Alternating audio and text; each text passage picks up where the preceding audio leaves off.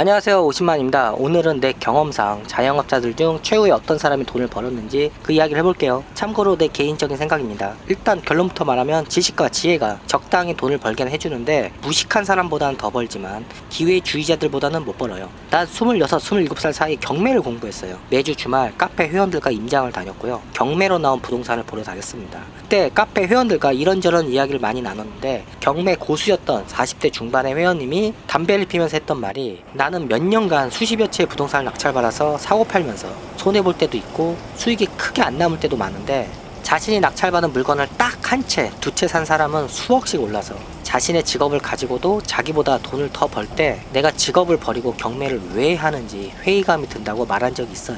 당시엔 저 말을 이해 못했는데 내가 10년이 넘는 시간을 사업을 해보니 이해가 가더라고요. 나는 과거나 지금이나 새로운 일을 할 때 상대가 나보다 오랜 시간 그 일을 해왔다면 나이, 성별에 상관없이 이것저것 물어보면서 배웁니다. 그리고 선배님의 말을 최대한 따르려고 노력해요. 당시 풋내기 사장이었던 난 5년, 10년 경력의 고인물 사장님들을 보면서 지식이 많은 전문가라 생각했어요. 그리고 예나 지금이나 남자 사장과 여자 사장의 차이가 있는데 여자 사장들은 돈이 모이면 사세를 확장을 크게 안 하고요. 부동산 등 현물 자산을 주로 구입했고요. 남자 사장들은 돈이 들어오면 사세를 키웠어요.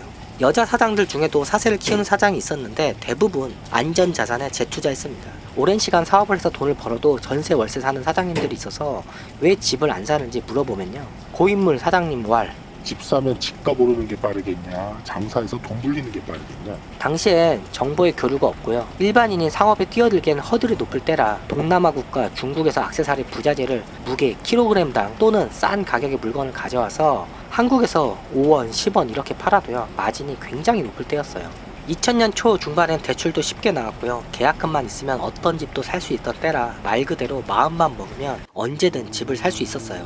난 나름대로 책도 읽고요. 주워 들은 것도 있고 그래서 사업으로 번 돈을 사업에 재투자해서 기업화하는 게 당연하다고 생각을 했습니다. 실제로 내 주변 상인들은 몸집을 불리고 직원 수를 빠르게 늘려나갔죠. 내 장사를 시작하면서 나름 경영 관련 책도 몇 권 읽었는데 보통 많이 나왔던 내용들이 초반에 적자가 나도 경쟁사보다 싼 가격에 납품을 하면서 매출을 늘리고 경쟁사를 고사시킨 후 경쟁사가 대부분 도산하거나 내 물건 시장 점유율이 높아지면 그때 가격을 서서히 올려라 이런 내용이었어요. 이 내용 외에도 TV에서 기업가가 나와서 늘상 하던 말이 초반에 적자가 나도 약속을 지켜라. 신뢰를 쌓으면 그 뒤에 더 큰 보상이 온다. 이런 이야기를 많이 했죠. 나는 10대 후반 20대 초에 성공시대라는 TV 프로그램을 진짜 재밌게 봤는데 1회 출연자 정주영 회장님이 나와 저런 말을 했어요. 근데 현실에서 내 사업에 저 방식을 썼다간요 1, 2년 안에 망하고 엄청난 빚을 집니다.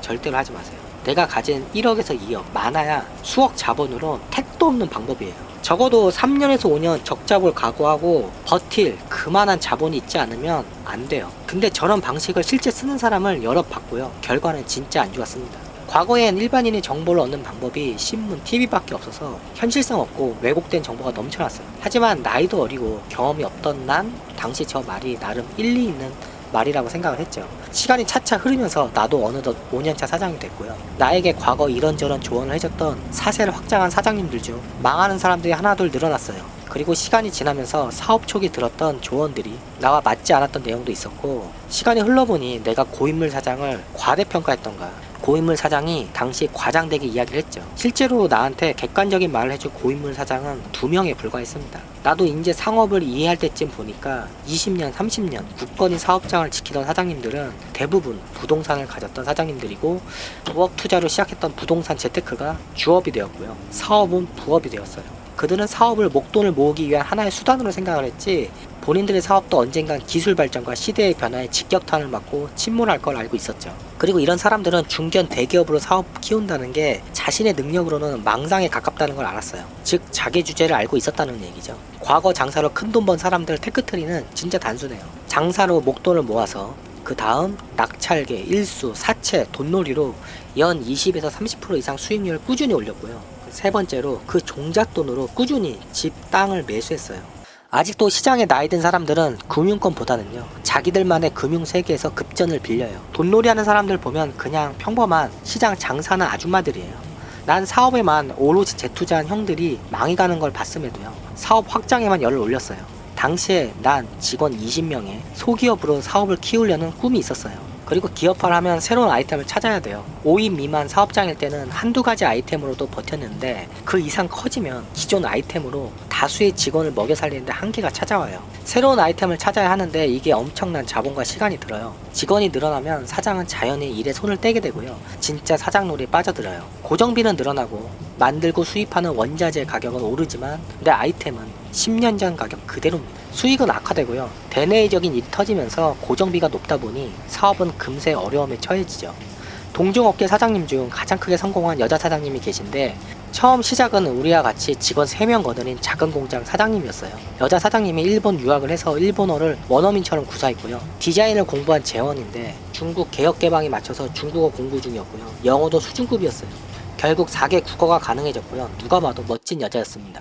사업도 우리 일로 저렇게 돈을 벌 수 있을까 싶을 정도로 많이 벌었고요. 러시아를 통해 유럽으로 수출을 했고 일본에서도 상당히 인지도 있는 제품을 만들었어요. 내가 중국 공장에 가면 그 여자 사장님 물건을 비슷하게 흉내낸 카피 물건이 여기저기 가는 중국 공장마다 다 걸려 있어서 그 여사장님의 사업 수완 위력을 실감했죠. 수출이 잘 되니까 국내 내수시장 크게 신경을 안 썼고요. 덕분에 우리가 먹고 산다는 자조적인 이야기가 나왔어요.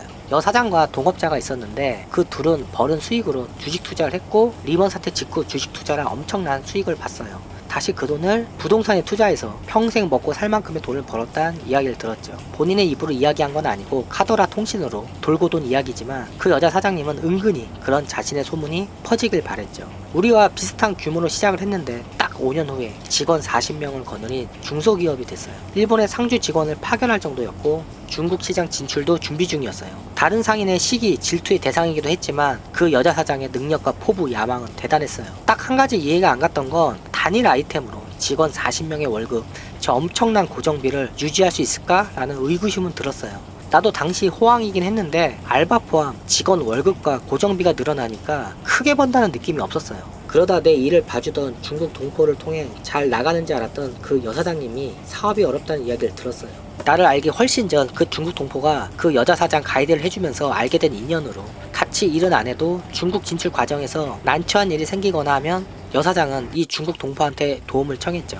여사장님은 지금 가진 모든 것을 올인해서 중국에 진출해서 변화를 모색 중인데 지금 중국이 과거의 한국 물건이라 하면 최고라 생각했던 그런 분위기가 아니어서 중국 진출이 쉽지 않을 거란 이야기를 했어요. 잘 나가는 줄 알았던 여사장님이 내 믿을 만한 소식통을 통해 상반된 이야기를 들으니 좀 혼란스러웠어요.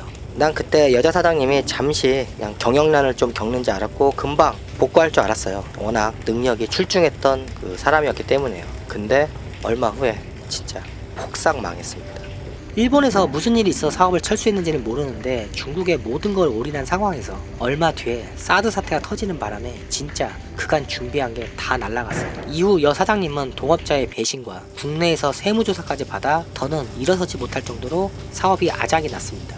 보통 저 정도 규모면 연 매출이 수십억일 텐데 세무조사 받으면 3에서 5년치 매출의 25에서 30%를 과태료 때려버려요. 그래도 한국은 정이 넘치는 나라라 저 정도도 많이 봐준 거예요. 한국 그렇게 가혹하게 구는 나라는 아닙니다. 내 아는 거래처 캐나다에서 이미테이션 팔다가 적발됐는데 진짜 한 방에 망했습니다. 온라인 판매만 하지 않는 이상 어떤 사업을 하던 세무조사 받으면요 안 털릴 수 없어요. 그 여사장님 머리도 좋고 몇십억 자산가에 집안도 잘 살았는데 지금은 직원 한 명 월급도 몇 달을 밀렸을 정도로 쫄딱 망했어요. 결국 내 주변 사업을 확장했던 사장님들은 다 망했습니다. 개인적인 친분은 없었고 다른 사장님과 자리를 같이 하면서 2번 정도 저녁을 같이 먹었던 사장님 중에 못된 고양이 사장님만이 내가 본 유일한 대성한 사장님이었어요. 지금 뭐 어떤지 잘 몰라요. 수년 전 우리가 판매하는 아이템을 시작하려다가 남자 사장님이 상가 와서 물건 보고 그날 갑자기 급사하시는 바람에 거래가 무산됐죠. 지금 내 주변 20-30억대 자산을 이룬 사람들은 별거 안 하고 그냥 벌은 돈 꾸준히 모아서